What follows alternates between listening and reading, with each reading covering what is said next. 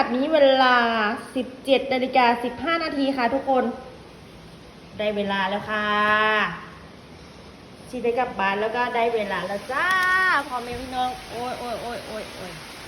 ก็รู้เวลาเนาะฝนเอ้ยฝนจ้าอันนั้นเห็นบ่มีฝนตกบ่จะไปมองฝนเด้อจะเป็นไข้เด้อลูกเด้อ